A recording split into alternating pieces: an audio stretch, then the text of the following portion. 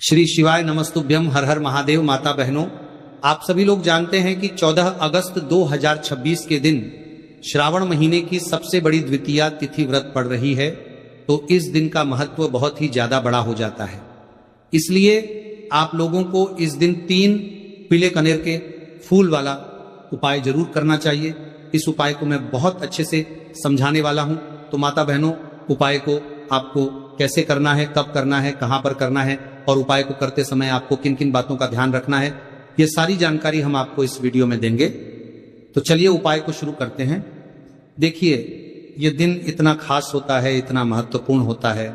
देखा गया कभी कभी बड़े बड़े पूजा पाठ अनुष्ठान से जो मनोकामना पूर्ण नहीं होती है, वह 14 अगस्त सावन का महीना शुक्रवार द्वितीया तिथि के दिन एक छोटे से उपाय करने से ही आपकी मनोकामना पूर्ण हो जाती है। और बहुत सारे लोगों ने इस उपाय को किया भी है और उनको इस उपाय को करने का फल भी जरूर मिला है। अगर आप लोग भी इस उपाय को 14 अगस्त 2026 सावन महीने के सबसे बड़ी शुक्रवार द्वितीया तिथि के दिन करना चाहते हैं, तो आप इस उपाय को पहले अच्छे से समझ लेना, सुन लेना, उसके बाद करना। आपको इस उपाय का फल जरूर मिलेगा। और इस उपाय को करने से आपके घर में चाहे किसी भी प्रकार की दुख और समस्या क्यों ना चल रही हो, आपको उसका कारण भी नहीं पता है कि भाई ये समस्या किस कारण से चल रही है, उसका कुछ भी कारण हो सकता है। जैसे पितृदोष हो सकता है या किसी भी तरह का मंगल दोष भी हो सकता है, और भी बहुत तरह के दोष होते हैं, कुछ भी हो सकता है। पर आपको इस उपाय को करने के लिए अपने दोष को पता लगाने की भी जरूरत नहीं है। बस 14 अगस्त सावन महीने के शुक्रवार द्वितीया तिथि के दिन इस 3 कनेर के फूल वाला उपाय आप लोगों को जरूर कर लेना है। तो माता बहनों, अब हम समझते हैं इस वाले उपाय को हमें करना किस समय है। तो सबसे पहली बात दोस्तों, हम समझते हैं कि ये 3 कनेर के फूल वाला उपाय करना किसको है। तो देखिए, यहां पर सीधी सी बात है कि ये 3 कनेर के फूल वाला जो उपाय है, ये किस लिए किया जा रहा है। ये मनोकामना को पूर्ण करने के लिए किया जा रहा है, या आपके जीवन में जो दुख और परेशानियां हैं उनको दूर करने के लिए किया जा रहा है, या आपका कोई बड़ा काम है जो कि नहीं हो पा रहा है, आप उसके लिए इस उपाय को कर सकते हो। तो सीधी सी बात यह है कि आप अपनी किसी भी प्रकार की मनोकामना के लिए इस वाले उपाय को कर सकते हो। तो ये उपाय वह व्यक्ति कर सकता है जिस व्यक्ति को अपनी किसी भी प्रकार की मनोकामना भगवान शिव जी से पूर्ण करवानी हो। और अगर कोई भी माताएं बहनें जो हैं अपने घर की सुख और शांति के लिए, घर में धन समृद्धि को बढ़ाने के लिए ये वाला उपाय करना चाहती है, तो घर की जो बड़ी माताएं बहनें होगी वह इस 3 कनेर के फूल वाले उपाय को विशेष रूप से करें। क्योंकि माताएं बहनें घर की लक्ष्मी होती हैं, और जब घर की लक्ष्मी कोई विशेष उपाय करती है तो उसका फल बहुत ही जल्दी मिल जाता है और बहुत बड़ा होकर मिलता है। अन्यथा इस उपाय को कोई भी व्यक्ति कर सकता है, चाहे वह बड़ा हो, चाहे वह छोटा हो, चाहे वह बच्चा हो। जिस व्यक्ति को ये 3 कनेर के फूल वाला उपाय समझ आ गया, वह व्यक्ति इस 3 कनेर के फूल वाले उपाय को इस सावन शुक्रवार द्वितीया तिथि के दिन जरूर करे, क्योंकि उसको इस उपाय के फल बहुत ही जल्दी मिल जाएगा। माता बहनों, सावन शुक्रवार द्वितीया तिथि के दिन भगवान शिव जी और माता पार्वती बहुत आसानी से प्रसन्न हो जाते हैं। तो चलिए अब हम समझते हैं कि इस 3 कनेर के फूल वाले उपाय को आपको करना कैसे है, और इस उपाय को करने का जो समय है वह क्या है। तो देखिए, इस सावन शुक्रवार द्वितीया तिथि के दिन किए जाने वाले ये 3 कनेर के फूल वाला जो उपाय है, यह मुख्य रूप से सुबह के समय होगा। किस समय होगा? सुबह के समय होगा। आपको कोशिश यही करनी है कि सुबह के समय हम इस 3 कनेर के फूल वाला उपाय को कर लें। पर किसी कारणवश अगर आप सुबह इस उपाय को ना कर पाओ, आपको कहीं काम से जाना हो या किसी और काम की वजह से आप उपाय को ना कर पाओ, तो आपके पास फिर दूसरा मौका रहेगा, जो कि शाम के समय का रहेगा, प्रदोष काल का रहेगा। अब भाई, प्रदोष काल का समय भी एक बहुत ही लोगों के मन में प्रश्न बन जाता है कि भाई ये समय होता कब है, कितने बजे से लेकर कितने बजे ये समय होता है, ताकि हमें उपाय के लिए जो है करने का समय पता लग जाए। तो हम आपको बता दें कि प्रदोष काल का जो एक समय होता है, शाम का समय होता है, शाम के 6:00 बजे से लेकर शाम के 7:00 बजे के बीच का, इस समय में आप उपाय को करेंगे तो आपको उस उपाय का जरूर फल मिलेगा। तो शाम के 6:00 बजे से लेकर शाम के 7:00 बजे के बीच में आप लोग इस 3 कनेर की फूल वाले उपाय को कर सकते हो। अगर आप लोग 7 या रात 8:00 बजे तक भी उपाय को करोगे तो भी चल जाएगा, और इससे भी थोड़ा देर हो जाती तो भी आप उपाय को कर सकते हो, क्योंकि 14 अगस्त 2026 सावन शुक्रवार द्वितीया तिथि का बहुत शुभ दिन माना गया है, और यह दिन बहुत ही कम आता है पूरे साल भर में। इसलिए जब आपको मौका मिल जाए, जब आप इस उपाय को जरूर कर लेना। कोई भी उपाय हो, आप कभी भी कर सकते हो सावन मास का। द्वितीया तिथि के दिन बस कोशिश करना कि समय के थोड़ा मतलब अंतर्गत ही कर लो, पर किसी कारणवश अगर ना कर पाओ तो फिर आप थोड़ा देरी से भी कर सकते हो, आपको उपाय का फल जरूर मिलेगा। तो माता बहनों, सावन शुक्रवार द्वितीया तिथि के दिन जो व्यक्ति इस 3 कनेर के फूल वाला उपाय को शिवलिंग के ऊपर कर लेता है तो उसके जीवन में चल रही तमाम परेशानियों का अंत होता है, और उसकी समस्त मनोकामनाएं महादेव की कृपा से बहुत ही जल्द परिपूर्ण होती हैं। तो चलिए जानते हैं बहुत ही खास उपाय के बारे में, लेकिन उससे पहले एक प्रार्थना है। अगर आप चैनल पर नए हैं तो कृपया चैनल को सब्सक्राइब अवश्य कर लें, और कमेंट बॉक्स में श्री शिवाय नमस्तुभ्यम हर हर महादेव जरूर टाइप कर देना। तो देखिए, ये सावन शुक्रवार द्वितीया तिथि के दिन हमारे लिए बहुत ही खास है, तो इस दिन कुछ बहुत ही खास उपाय आपको जरूर करना चाहिए। ये उपाय आपके जीवन में सुख समृद्धि की वृद्धि करते हैं, माता लक्ष्मी की कृपा आपके जीवन में होती है। आपका चाहे जितना भी दुर्भाग्य चल रहा हो, मैं कहता हूं कि अगर आप इस सावन शुक्रवार द्वितीया तिथि व्रत के दिन 3 कनेर के फूल वाला उपाय कर लेते हैं तो आपका सारा दुर्भाग्य महादेव की कृपा से बहुत ही जल्द सौभाग्य में बदल जाएगा है। तो चलिए जानते हैं गुरु जी द्वारा बताए गए सबसे पहले उपाय के बारे में। देखिए, इस उपाय के लिए आपको सिर्फ 1 लोटा जल ले लेना है और 3 कनेर के फूल ले लेने हैं। सावन शुक्रवार द्वितीया व्रत के दिन किए जाने वाला यह सबसे अचूक और सबसे खास उपाय है, इसलिए आपको 3 कनेर के फूल कहीं से भी ले लेने। 3 कनेर के फूल आप चाहे तो फूलों की दुकान से ले लें, या फिर आपको नहीं मिल पाते हैं तो शिवलिंग के ऊपर जो कनेर के फूल चढ़े हैं उनको उठाकर जल से शुद्ध करके फिर आप उसका भी इस्तेमाल कर सकते हैं। देखिए, आप जो जल लेंगे वो आपको तांबे के पात्र में लेना है और अपने किचन से लेना है। अब सिर्फ ये 2 सामग्री लेकर आपको शिवालय पहुंच जाना है।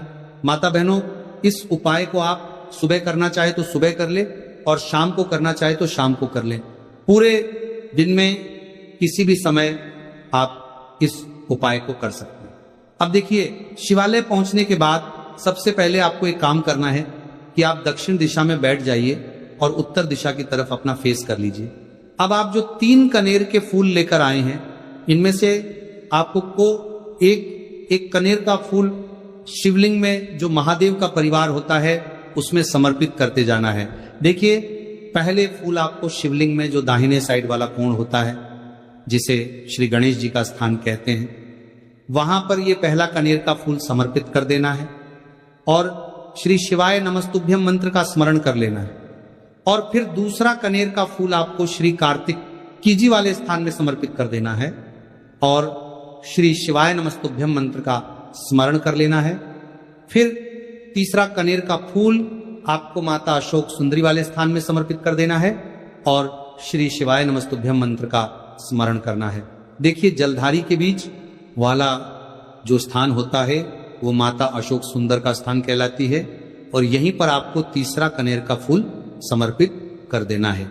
इसके बाद इस शिवलिंग से 2 फूल आपको और लेना है, क्योंकि हमारे पास मात्र 3 ही फूल थे ना, तो ले लिया। फिर चौथा कनेर का फूल आपको माता पार्वती के हस्त कमल में समर्पित कर देना है। देखिए, शिवपिंडी जिस स्थान पर रखी रहती, यानी शिवलिंग जिस स्थान पर जुड़ा रहता है, उस पूरे गोल गोल वाले स्थान को माता पार्वती का हस्त कमल कहते हैं।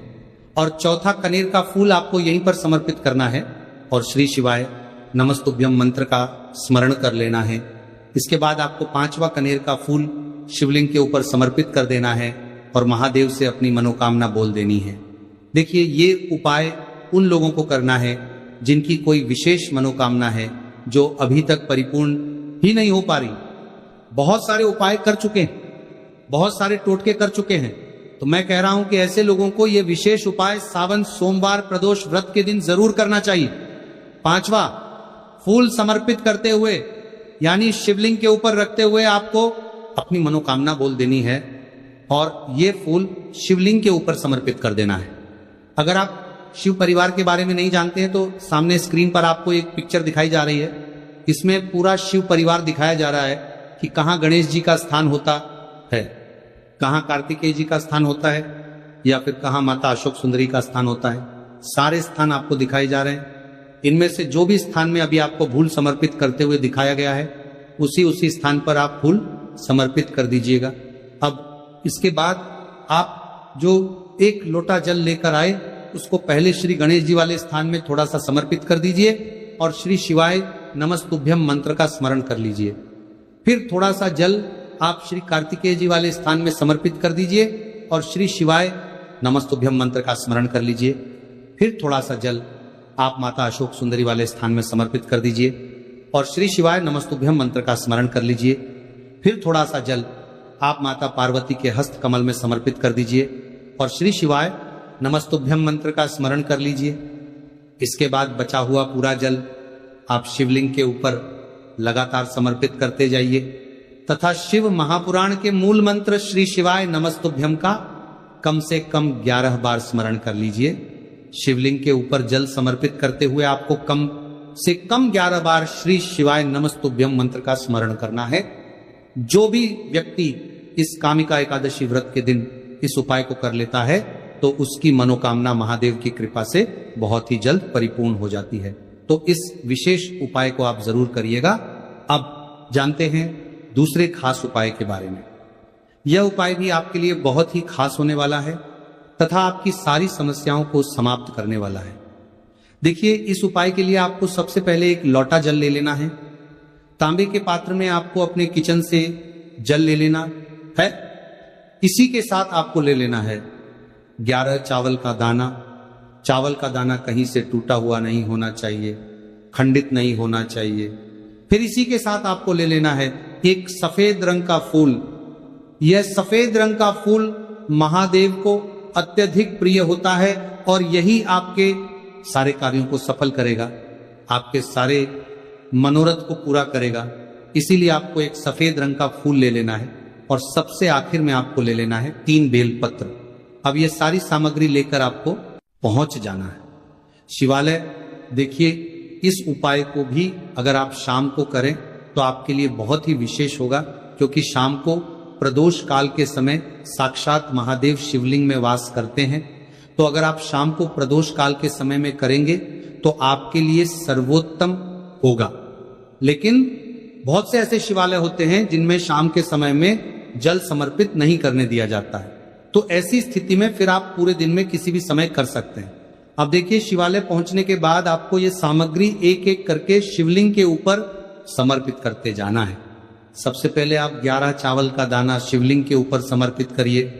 श्री शिवाय नमस्तुभ्यम मंत्र का स्मरण करिए। फिर आप जो एक सफेद रंग का फूल लेकर आए हैं उसको शिवलिंग के ऊपर समर्पित करिए और श्री शिवाय नमस्तुभ्यम मंत्र का स्मरण करिए।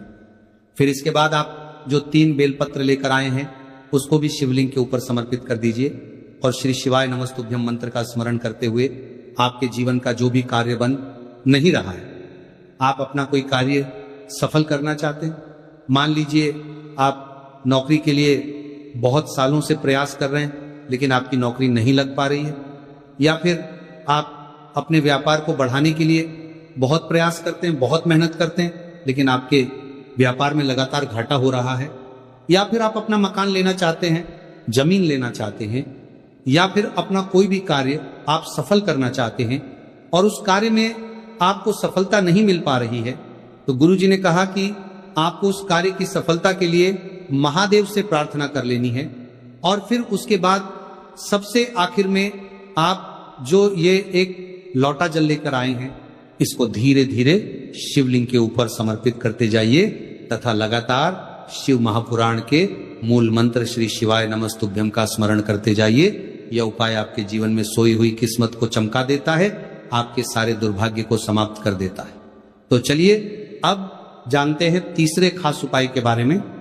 यह उपाय आपके जीवन में धन धान्य की वृद्धि करने के लिए है। इस उपाय के लिए आपको सिर्फ एक दीपक ले लेना है। दीपक आप चाहे तो मिट्टी का ले लें या फिर आप अपने घर पर शुद्ध आटा मारकर उसका भी दीपक तैयार कर सकते हैं। बस दीपक में आपको शुद्ध देसी घी का प्रयोग करना है और साथ साथ लंबी रुई की बत्ती का प्रयोग करना है। लंबी रुई की बत्ती का प्रयोग हम लोग अपने जीवन में धन धान्य की वृद्धि के लिए करते हैं, अपने जीवन में व्यापार को बढ़ाने के लिए करते हैं तथा अपने वंश को बढ़ाने के लिए करते हैं। इसी के साथ आपको थोड़े से चावल के दाने ले लेने हैं और ये सारी सामग्री लेकर आपको पहुंच जाना है किसी भी बेलपत्र के वृक्ष के नीचे। आप देखिए, बेलपत्र के वृक्ष के नीचे पहुंचकर आपको सबसे पहले ये चावल के दाने वहीं पर थोड़े से डाल देने हैं और फिर इन्हीं चावल के दोनों के ऊपर आपको ये दीपक रख लेना है और इस दीपक की बत्ती का मुख आपको उत्तर दिशा की तरफ रखते हुए इस दीपक को आप प्रज्वलित कर लेंगे। दीपक प्रज्वलित करने के बाद आपको कम से कम 11 बार या 21 बार या 108 बार श्री शिवाय नमस्तुभ्य का स्मरण कर लेना है तथा महादेव से और माता पार्वती से प्रार्थना कर लेने की, मेरे जीवन में जो धन की समस्या चल रही है, मेरे जीवन में जो दुर्भाग्य बना हुआ धन की वजह से मैं अपना कोई कार्य नहीं कर पा रहा हूं, धन की वजह से जो भी आपके जीवन में समस्या चल रही है उसको दूर करने की महादेव से और माता पार्वती से प्रार्थना करते हुए फिर आप वापस अपने घर आ जाइए।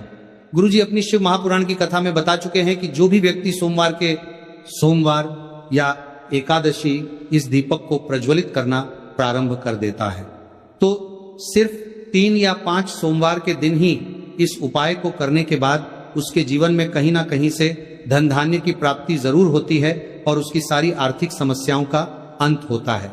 तो दोस्तों, ये थे पूज्य गुरु जी द्वारा बताए गए कुछ बहुत ही खास उपाय। अगर आपको जानकारी अच्छी लगी हो तो वीडियो लाइक और चैनल को सब्सक्राइब करें। मिलते हैं फिर एक नए वीडियो के साथ। श्री शिवाय नमस्तुभ्यम। इस वीडियो में दिखाई गई कथा केवल धार्मिक प्रेरणा के लिए है।